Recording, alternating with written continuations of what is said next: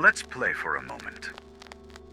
Imagine walking into a room where no one knows you. No one knows your name, your story, your achievements, or your failures. And yet, as soon as you step inside, something changes. Conversations lower in tone, eyes shift toward you, the atmosphere tenses up, as if your mere presence alters the environment. No one has said anything, neither you nor them, but something about you has already been decided.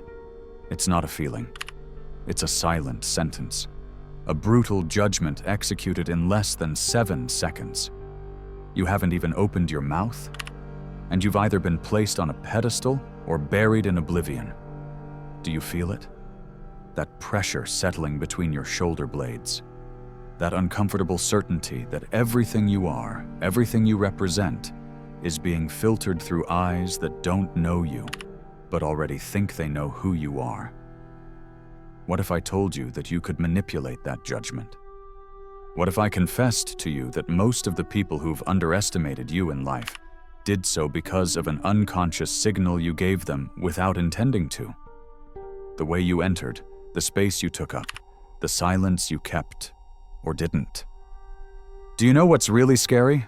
You do it too, constantly. You scan strangers, you classify them, you file them away. Have you ever wondered how many opportunities you've missed by issuing that premature judgment? And how many others have missed opportunities by judging you without hearing you? And yet there you are, repeating the same pattern every day, walking into rooms without realizing that you're already playing a game with no rules, where every non-verbal move could be a dagger or a key. Now, imagine you could write the script for that first impression, that every step, every gesture, every look had a purpose, that you no longer relied on chance, a good day, or it just happened naturally. Imagine walking into any room knowing exactly how you'd be perceived. As the one who dominates the conversation before speaking, as the one who commands respect without raising their voice, as the one no one dares to underestimate. Because I'm going to tell you something no one wants to hear. The world doesn't wait for you to explain who you are. The world measures you in seconds. And if you don't control those seconds, they control you. The most unsettling thing of all is that this isn't new. This subtle manipulation, this automatic reading, this kind of psychic reading of who someone is, has been happening for centuries. It's an ancient dance between perception and presence. And there are those who, unknowingly, dance it clumsily, stumbling over their own insecurities. And there are others who direct it in silence, without asking permission, without the need to speak.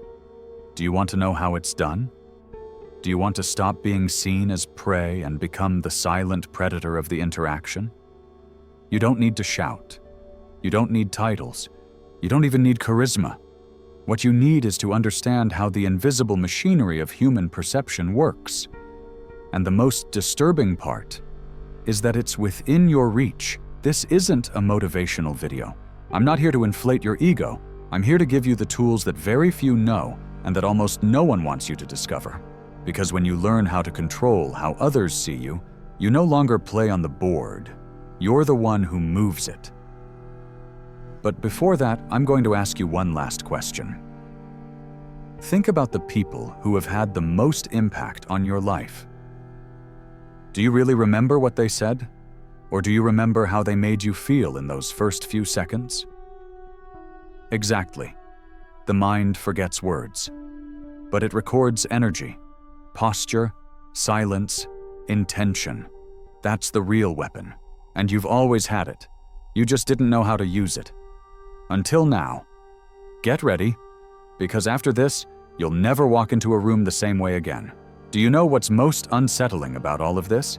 That it doesn't matter how much you talk about yourself, how hard you try to explain your intentions or your values. If your energy doesn't convey them from the first second, everything you say afterward sounds like justification. The world isn't listening to your words, it's reading your essence. and it does so before you can decide how you'd like to be understood. That's the trap. That's why those who master other people's perception aren't the most eloquent. They are the ones who know how to shape their energy so it speaks for them. And here comes one of the most ignored but most powerful tools: anticipation.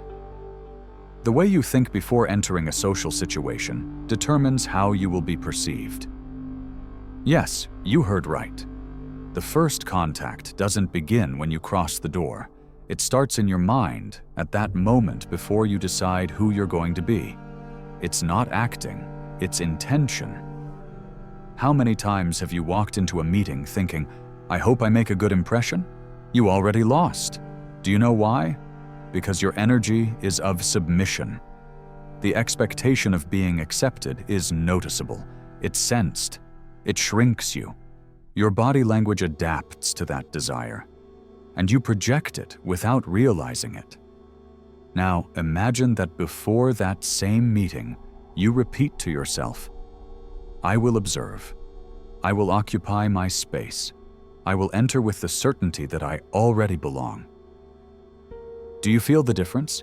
What you're doing there is anchoring yourself. It's psychological training.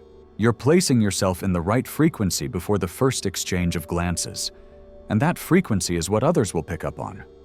Because people don't perceive what you say. They perceive from where you say it. Another brutally effective trick: learn to slow down your movements. I'm not talking about trying to seem interesting or about empty posturing. I'm talking about controlling the rhythm. Most people who feel uncomfortable in a new environment speed up. They walk fast, they talk fast, they move nervously. What does that provoke? It causes others to automatically perceive insecurity. And if others perceive that you're uncomfortable with yourself, why would they feel comfortable with you? Exactly. No one trusts those who can't control themselves. Mastering the rhythm is mastering the narrative. When you walk slower, when you look without fear, when you make strategic pauses in your speech, you're projecting something extremely powerful: control. And control, in this invisible game of impressions, is synonymous with respect. But now let's talk about something even more underestimated: the use of the environment. Most people walk into a new place without understanding that every space has its own invisible rules. And those rules aren't dictated by the loudest one, but by the one who positions themselves best. Do you know what those who control the interaction from the beginning do? They choose where to be. They position themselves strategically. They don't hide. They don't stick to the wall. They don't look for corners to go unnoticed. They place themselves where they can be seen without appearing to seek attention. They find the exact point between presence and naturalness, because they understand that being seen is not the same as drawing attention. You don't need to speak loudly or tell jokes to be perceived as a leader. Sometimes it's enough to choose your place well. A visible spot, with a good visual angle of the environment, without physical barriers separating you from the others. That, whether you believe it or not, alters how others unconsciously organize the group's hierarchy map. But let's go deeper. There's an even more powerful dimension than posture, gaze, or silence, and it's emotional vibration. Sounds abstract, but it's not. We've all been near someone who, without saying a word, generates calm or tension, and we know it, because we feel it. Where does that come from? From emotional management. You can't project confidence if you're fighting with yourself inside. That's why there's a practice no one teaches you, but which completely changes the way you enter any interaction: emotional grounding. No, it's not cheap spirituality. It's pure neuroscience. If before any social encounter, you take an internal pause, not to think about what you're going to say, but to align your breath, feel your body, mentally affirm your purpose. You are programming your nervous system to emit signals of security. And those signals can't be faked. Authentic calm can't be imitated. It's felt, it's imposed. And when you project it, something incredible happens. People lower their guard. They open up. Because seeing you so firm inside, they feel protected. And when people feel protected around you, they begin to see you as a reference, as someone who leads without asking for it, without wanting it, just by being there, solid, unshakable. But I'm going to tell you one of the most Machiavellian things you can do. And here comes the true, elegant manipulation. Observe this. Most people feel insecure in social interactions because they're waiting for a reaction from the other person. A smile, a gesture of approval, something that confirms they're doing things right. Now imagine you eliminate that expectation, and instead of waiting for validation, you begin to give it. You decide when to smile, who to look at, who to nod at. You set the rhythm. At that moment, you completely change the dynamic. You've gone from being the one who seeks to fit in to the one who decides who fits in with you. And this, be careful, isn't arrogance. It's intention. It's awareness of power. It's stepping out of the passive role we've been taught since childhood, the one where we ask for permission to exist, and moving into creating presence without apologizing for it. Look, I'm telling you straight. No one is going to save your self-esteem. No one will lift your spirits every time you doubt yourself. No one will train you to be perceived as someone of value. That's your job. And it starts here, understanding that in the first seconds of any interaction, your essence isn't being evaluated. Your vibration is being read. And you define that vibration. It's not enough to read self-esteem books or repeat affirmations in the mirror. What truly transforms your presence is the accumulation of internal decisions you make before the world looks at you. How you breathe, how you position yourself, what you allow to cross your mind just before facing others' judgments. That's your real preparation. Do you want to know why those with real presence seem to have an aura? Because they're not competing. They don't need to convince. They're not seeking approval. They're at peace with themselves. And that is magnetic. Because in a world of social anxiety, the one who projects calm seems like a god. Keep reading this because what's coming next will hurt, but it will also liberate you. Do you want to know the true abyss that separates those who master others' perception from those who are constantly ignored or underestimated? It's not aesthetics. It's not expensive clothes. It's not even charisma. It's the relationship they have with rejection. Yes, rejection. That social ghost that paralyzes most before they even try to project themselves with strength. Because here comes an uncomfortable yet necessary truth. If you fear being rejected, you project that you should be rejected. Rejection isn't an external threat. It's a reaction to your internal insecurity. People who fear not being liked often adopt defensive postures, subtle but clear. They don't look directly. They don't affirm their ideas. They avoid occupying space. And here's the curious part. That generates rejection, not because there's anything wrong with them, but because in nonverbal language, insecurity is translated as danger. Yes, you heard it. The primitive human brain interprets doubt as weakness and weakness as a possible burden. And what does it do with a potential burden? It distances itself. It avoids you. It discards you. Now, when you face that idea, when you face the fear of not being liked, of being judged, of not measuring up, and consciously decide not to beg anyone for anything, something in your energy changes. They notice it instantly. You're no longer waiting for permission to exist. You're saying with your very presence, "I'm here. You can accept it or not, but I won't change for you." And that, my friend, That is pure power. Now let me take you a little deeper, to an even darker but fascinating area. The use of strategic vulnerability. No, I don't mean exposing yourself as a martyr or unloading your traumas seeking empathy. I mean showing cracks consciously, controlled, and with a purpose. Because if everything you project is strength, you might seem unreachable. But when, at the right moment, you reveal a weakness without losing control, the perception created is devastating. This person is so confident that they're not afraid to show their human side. Do you see it? Vulnerability doesn't make you weak if you know when and how to use it. On the contrary, it adds depth.